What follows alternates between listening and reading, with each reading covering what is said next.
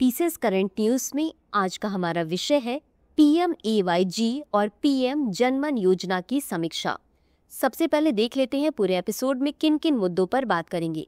सबसे पहले जानेंगे चर्चा में क्यों है, फिर जानेंगे प्रधानमंत्री आवास योजना ग्रामीण और पीएम जनमन योजना के बारे में, साथ ही जानेंगे स्वयं सहायता समूह के बारे में और अंत में देखेंगे एक अभ्यास प्रश्न को। तो चलिए शुरू करते हैं। हाल ही में केंद्रीय कृषि एवं ग्रामीण विकास मंत्री ने रायपुर में छत्तीसगढ़ सरकार द्वारा प्रधानमंत्री आवास योजना ग्रामीण और पीएम जनमन योजना के कार्यान्वयन की समीक्षा की है। इस अवसर पर केंद्रीय मंत्री ने पीएमएवाईजी और पीएम जनमन योजना के अंतर्गत घर की चाबियां वितरित की और 51,000 नए पीएमएवाई लाभार्थियों के लिए गृह प्रवेश समारोह का नेतृत्व किया। साथ ही इन्होंने ग्रामीण सशक्तिकरण में उल्लेखनीय योगदान देने वाले स्वयं सहायता समूह की सदस्यों और लखपति दीदियों को भी सम्मानित किया। अब जान लेते हैं प्रधानमंत्री आवास योजना ग्रामीण के बारे में। यह योजना वर्ष 2016 में शुरू की गई थी। इसका उद्देश्य गरीबी रेखा से नीचे जीवन यापन करने वाले ग्रामीण परिवारों को पक्का आवास उपलब्ध कराना है।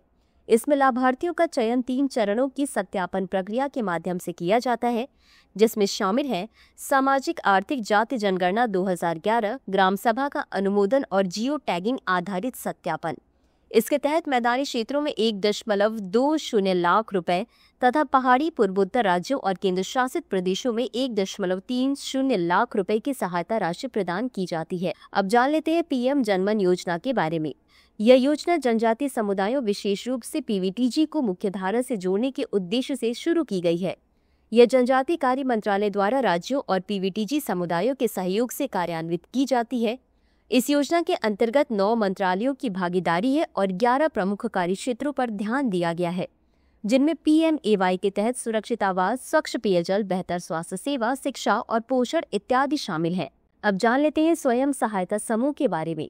एसएचजी वे स्वशासित सामूहिक और सहकर्मी नियंत्रित समूह होते हैं, जिनमें समान सामाजिक आर्थिक पृष्ठभूमि के 5 से 20 सदस्य होते हैं, जो सामूहिक रूप से किसी सामाजिक या आर्थिक लक्ष्य को प्राप्त करने का प्रयास करते हैं। इसकी अवधारणा का प्रारंभ 1970 के दशक से पहले देखा गया, विशेष रूप से महिलाओं में सामूहिक सहयोग के रूप में।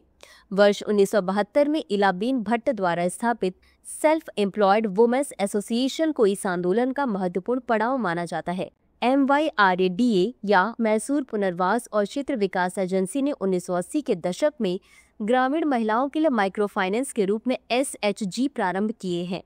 वहीं वर्ष 1992 में नाबार्ड ने SHG बैंक लिंकेज कार्यक्रम शुरू किया, जिससे SHG को औपचारिक बैंकिंग व्यवस्था से जोड़ा गया।